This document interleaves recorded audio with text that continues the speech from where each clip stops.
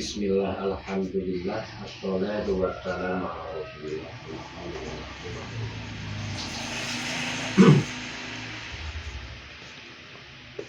Wabil khusus tuan rumah, ibu bapaknya, terima kasih banggakan bahwa sore hari ini sudah menyediakan tempat. Maka dari itu mengucapkan terima kasih. Tapi sebelumnya saya mengatakan sesuatu, kita tidak lupa bahwa kita akan diberikan nikmat oleh Allah Subhanahu wa Ta'ala. Maka dari itu mari kita bersama-sama memuji dengan bacaan hamdalah. Alhamdulillahirabbil alamin. Salat serta salam semoga selalu senantiasa pada junjungan Nabi Agung kita Muhammad Sallallahu Alaihi Wasallam. Adik-adikku dalam kata Esa yang hadir dari dan saya mengatakan juga untuk sore kali ini, insya Allah saya akan menceritakan tentang persaudaraan setia atau tujuan. Nah, tujuan pertemuan yang dirancang oleh adik-adik saya terima kasih karena semangatnya adik-adik. Inilah salah satu wujud daripada tujuan persaudaraan setia hati. Nah, diwujudkan dengan sarasian atau pertemuan seperti ini, wujud fisik dalam persaudaraan setia hati. Karena menurut saya wujud ini sidik dua cerita gitu. Tujuan setia hati itu satu, persaudaraan. Yang kedua, olahraga. Yang ketiga kali bela diri. Yang keempat, keesaan atau kerohanian. Yang keempat, kesenian. Yang kelima adalah kerohanian atau keesaan. Tapi yang tidak kalah pentingnya, apa arti dalam setia hati ini? Karena mungkin yang sudah menjadi warga pun juga masih sedikit pengertian atau tahu pengertian setia hati. Kadang-kadang hanya setia hati itu hanya didasari dengan sesuatu yang menyenangkan. Padahal di dalam setia hati itu bukan itu maksudnya. Kita selalu berusaha setia dengan sesuatu. Salah satu pekerjaan kalau didasari dengan setia hati ini nanti akan menghasilkan. Akan tapi jangan sampai salah paham bahwa setia hati hanya setia murid dengan guru, itu bukan. Jadi praktek dalam kehidupan semuanya kalau didasari dengan setia hati, karena hati adalah tempat rasa, yaitu tadi insya Allah akan membuahkan hasil gitu. Kalau untuk fisik itu hanya sarana karena fisik ini kan jarang sekali Bu untuk praktek. Misalnya contoh berkelahi itu kecil sekali, kecuali kalau di dalam pertandingan. Akan tetapi di dalam kehidupan, apalagi sebagai orang tua seperti saya, seperti ibu, itu setiap hari itu kan berkelahi terus. Dan itu tidak bisa lari kita itu. Salah satu contoh begini, seringkali saya ucapkan bahwa orang tua di saat diminta uang sama anaknya, mungkin ngumpet bisa 2 kali, 3 kali, tapi besok diminta lagi gitu. Nah, tujuan setia hati adalah bagaimana kita bisa menyelesaikan sesuatu yang kita hadapi kehidupan di dalam dunia ini. Itu tujuan daripada setia hati. Nah, kenapa olahraga gitu ya? Artinya orang hidup kita harus memang berkarya kan begitu di dalam kehidupan. Jadi tidak hanya dalam bayangan saja kan begitu. Kalau hanya di dalam bayangan ya tidak terjadi tuh begitu. Nah, bila diri sesuai dengan Al-Quran, ku anfusakum ba'alikumuna syukurna namanya segera diri keluarga dan seterusnya kan begitu. Ini secara dalam kehidupan secara orang Islam seperti itu mungkin tidak hanya orang Islam saja. Barang siapa yang bisa ibaratnya menceraikan masalah atau menjaga diri, ya insya Allah tidak akan terjadi sesuatu.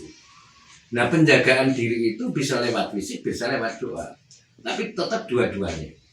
Kita karena doa hubungan sama Sang Pencipta, kalau fisik adalah kita berkarya. Kan begitu.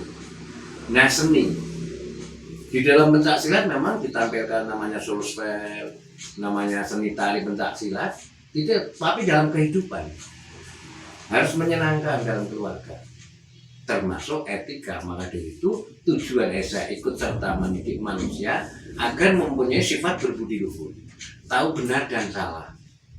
Nah ini kata-kata sifat berbudi luhur itu memang mudah diucapkan, tahu benar dan salah juga mudah diucapkan, tapi dalam prakteknya yang paling sulit itu mencari kesalahan orang lain itu paling gampang.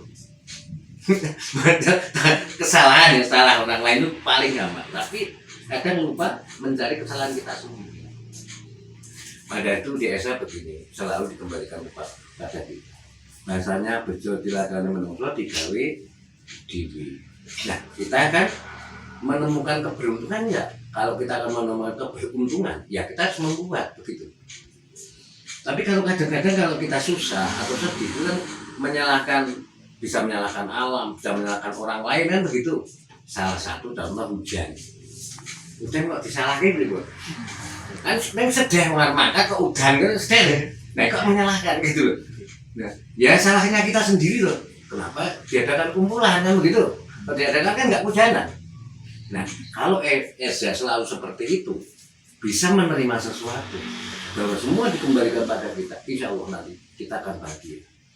Karena di dunia itu nggak ada punya cita-cita ingin susah, bukan gitu ya. Kepinginnya kan seneng. Pengen pena.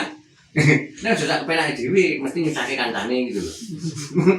Kabeh ya, itu diantaranya. Maka itu Esa tujuannya maka itu pencak silat dan pencak silat yang lain itu sedikit ada bedanya. Kalau Esa itu adalah hati yang selalu diolah supaya apapun dirasakan. Dan kita supaya tidak susah, yaitu tadi jadi kembalikan pada kita. Menurut saya hubungi nek cah nom-nom niku lak nek cara bahasane cah nom-nom do pacaran gitu. Dan ditinggal sama pacarnya kok nyalahke pacare. Ini sing salah sapa jane? Sing salah ya sing ganti pacaran to.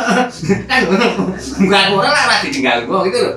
Maka itu kembali pada kita, saya kurangnya apa. Tapi nilainya kan aku kurang piye wis muni ngono kok. Aku kurang piye? Ayo kurang apik kuwi lagi ditinggalkan gitu juga ya. Ini bahasa cah nome bukan gitu. Kenapa? Di dalam kehidupan itu selalu menjadikan ilmu pengertian kita supaya kita memang segala sesuatu bisa menyelesaikan. Maka itu Allah akan mengangkat derajat manusia karena ilmunya. Ya, bukan karena dunianya, ya, bukan munafik, ya. Semuanya pengen dunia. Ya, tapi orang sejarah ya, wong duwe ilmu itu moro nanggon wong sing sugih nek ora dikon lho. Ya. Tapi wong sugih rada bangkrut, ya. Mesti lumane nanggon wong duwe ilmu kan gitu. Ilmu derajat paling tinggi. Ya. Memang sering tak ceritakan tadi. Tapi cerita saya ini bisa menjadi dongeng anak mau tidur atau bisa menjadi cerita hanya sekedar cerita gitu atau kayak itu. Tapi bisa menjadikan kayaknya neni atau pedoman pengertian kan begitu. Ya. Akan tetapi itu tadi. Jadi kalau kita selalu dikembalikan ke angkusaku bagaimana saya menjaga diri dan keluarga saya. Keluarga itu siapa? Kan begitu. Keluarga kita banyak. Pertama, bapak ibu. Cara menjaga bagaimana? Kan begitu. Ya kita memang dimulai dari itu. Ya, maka itu etika berbudi luhur di situ. Di Esa diajarkan. Nah kalau kita bisa seperti itu, itulah seperti lambang kita memandarkan sinar. Ya, pandaran sinar ya. Itu sedikit pengertian gue. Mungkin nanti bisa cerita los mawon ini kan kaya cerita sing pakem. Niki di antara seperti itu. Tapi sekali lagi saya minta keikhlasan ibu bareng-bareng karena firman saya selalu latihan di sana. Apabila saya atau adik-adik saya Mas memberikan pengertian terhadap adik Marcel, khususnya umumnya adik-adik ada kekurangannya ya karena manusia ada batasnya. Jadi saya minta maaf ya kalau ada kekurangan. Itu intinya begitu ya. Nah di samping itu Bu mungkin karena saya yakin dengan olahraga ini nanti banyak pengertian yang banyak dan sehingga kalau kita sehat mungkin pemikirannya sehat begitu ya. Dan kadang-kadang memang ada latihan malam. Malam itu apa? Karena tujuan saya itu karena supaya nek cara bahasa wong Jawa ki kenal karo alam. Alam kok kenal kan ngono juga gitu. Akan tapi begini Bu, karena pengertian malam itu adalah sesuatu yang menyedihkan. Ibaratnya wong peteng, tapi bagaimana menyelesaikan di saat kita susah atau peteng gitu. Intinya begitu Bu. Nah, di samping itu insya Allah ya nanti sepengetahuan saya atau sedikit ilmu saya akan saya sampaikan terhadap adik-adik saya mungkin untuk bekal untuk kita berdoa atau berhubungan dengan Sang Pencipta. Saya kira itu Bu, kurang lebihnya saya mohon maaf dan adik-adik juga minta maaf saya. Akhirnya assalamualaikum warahmatullahi wabarakatuh.